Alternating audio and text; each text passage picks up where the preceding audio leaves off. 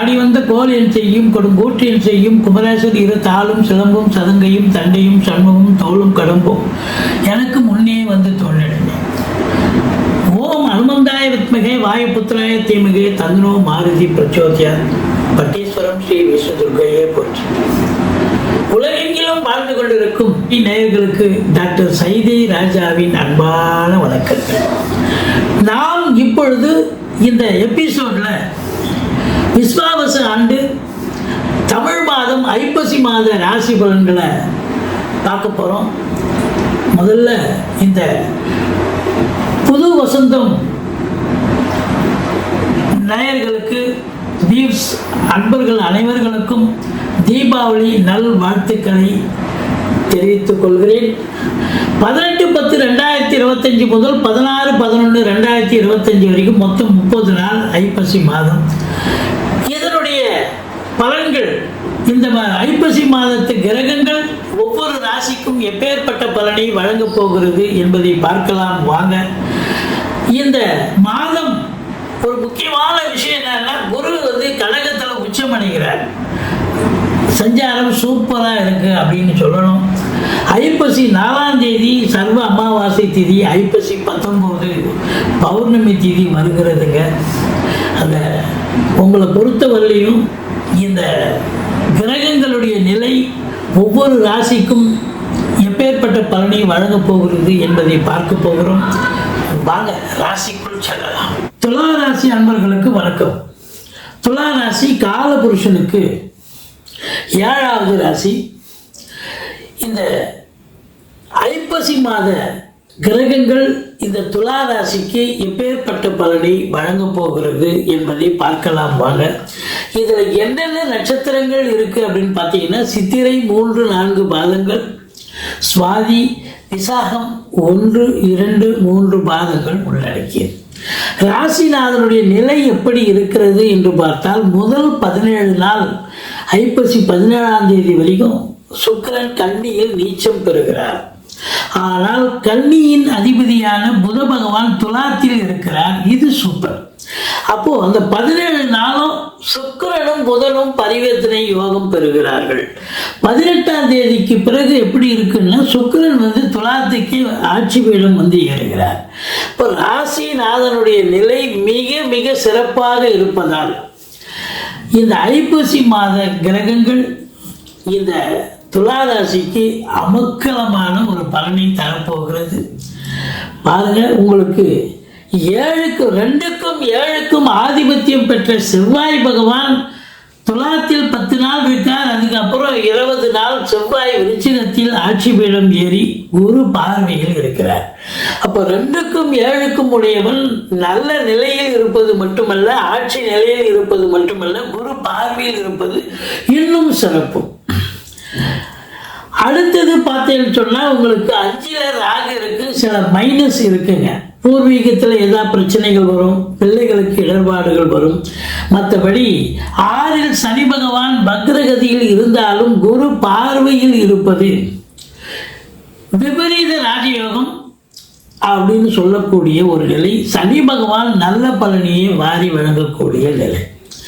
அடுத்தது பார்த்தீங்கன்னு சொன்னால், குரு பகவான் உங்களுக்கு அதாவது கடகத்தில் உச்சநிலை பெற்று 2ஆம் இடம் குடும்பஸ்தானத்தை பார்க்கிறார், 4ஆம் இடம் மாத்திருஸ்தானத்தை பார்க்கிறார். இது எல்லாமே மாபெரும் சிறப்புங்க. இந்த 11க்குடைய சூரியனும் கூட நீச்சமானாலும் நீச்ச பங்கம் பெறுவது என்பது அதுவும் பாசிட்டிவ் எனர்ஜி அப்படின்னு சொல்லணும். மொத்தத்தில் பார்க்கும் பொழுது இந்த துலா ராசியில் பிறந்தவர்களுக்கு இந்த ஐப்பசி மாதம் அமக்கலமாக இருக்க போது சாதிக்க போறீங்க அப்படின்னு கண்டிப்பாக சொல்லணும்.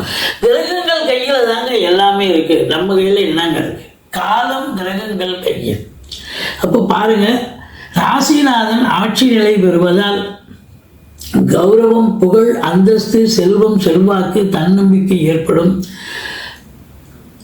சினிமா இண்டஸ்ட்ரி, தொலைக்காட்சி இண்டஸ்ட்ரியில் வேலை பார்க்கக்கூடியவர்கள், அது டெக்னீஷியனாக இருக்கலாம், சினிமா நடிகைகளாக இருக்கலாம், யாராவது இருந்தாலும் நல்ல பிஸி ஷெட்யூல், நல்ல ஒரு சம்பாத்தியம் பண்ணக்கூடிய ஒரு அற்புதமான ஒரு நேரம். முதல் உச்சநிலை பெறுவது பெறுவது என்பது மிக சிறப்பு. பத்திரிகை துறை, மீடியா துறை, எழுத்துத்துறை, கிரியேட்டிவிட்டி பண்ணக்கூடிய கதாசிரியர்கள், கவிஞர்கள், ஜோதிடர்கள், வழக்கறிஞர்கள் எல்லாருக்குமே ஒரு சூப்பரான ஒரு டைம். நீங்கள் என்ன நினைக்கிறீங்களோ அதை அச்சீவ் பண்ணக்கூடிய நிலை. அது மட்டுமல்ல, நீங்கள் வேலை பார்க்குற இடத்துல உங்களுக்கு மதிப்பு மரியாதை கூடும். அதாவது ரெகக்னேஷன் கிடைக்கும், நல்லா வேலை பார்க்குறீங்க அப்படின்னு. உங்களுக்கு 2ஆம் இடத்தை, தனஸ்தானத்தை தனக்காரகன் குரு பார்ப்பதால் குடும்பத்தில் அமைதி, நிம்மதி, சந்தோஷம், குதூகலம். அது மட்டுமா, செவ்வாயை தனஸ்தானாதிபதி அங்கதான் இருக்காரு. அப்போ குடும்பத்துல நல்ல பண வருவாய் கண்டிப்பா வரப்போகுது. ஏன்னா 10லேயே குரு உச்சமான நிலையில் இருப்பதால், 11 ராசியில் நீச்ச பங்கம் பெறுவதாலும் பொருளாதாரத்தில் அளவு கடந்த சுபிட்சம். அது மட்டுமல்ல, கேது 11 இருக்கார். கேதுக்கள் 11ஆம் இடத்தில் இருந்தால் அளப்பரிய பலன்களை பெறுவீர்கள் என்று சொன்னால் மிகையாகாது.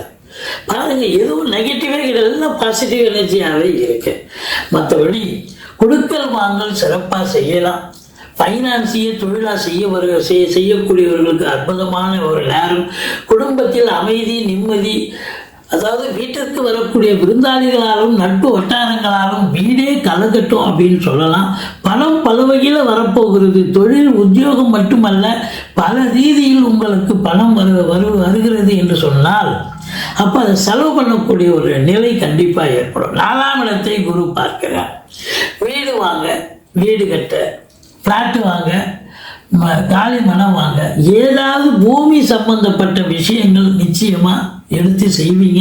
அது சுப தன்மையில் முடிய போகிறது. பிள்ளைகளை வெளிநாடு வரைக்கும் சென்று கல்வி பயிலக்கூடிய ஒரு அம்சத்தை நீங்கள் ஏற்படுத்தி தருவீர்கள் என்று சொன்னால் மிகையாகாது. இருந்த போதிலும் 5ல் ராகு பகவான் பிள்ளைகளுக்கும் உங்களுக்கும் இடர்பாடுகள் வரும். அவங்க படிக்கிற இடத்துல மற்ற பிள்ளைகளாலும் அல்லது இன்ஸ்டியூஷன் மூலம் ஏதாவது பிரச்சனை வரக்கூடிய நிலை இருக்கும். மற்றபடி பூர்வீக சொத்துல யாராவது ஆட்டிய போகிறதுக்கு தயாராக இருப்பாங்க. குலதெய்வ வழிபாடு பண்ணிட்டு போக. மற்றபடி எந்த ஒரு பிரச்சனையும் இல்லை. 6ல் சனி, எதிரிகள் ஓடி ஒளிவார்கள். கடன் சுமை படிப்படியாக குறையும்.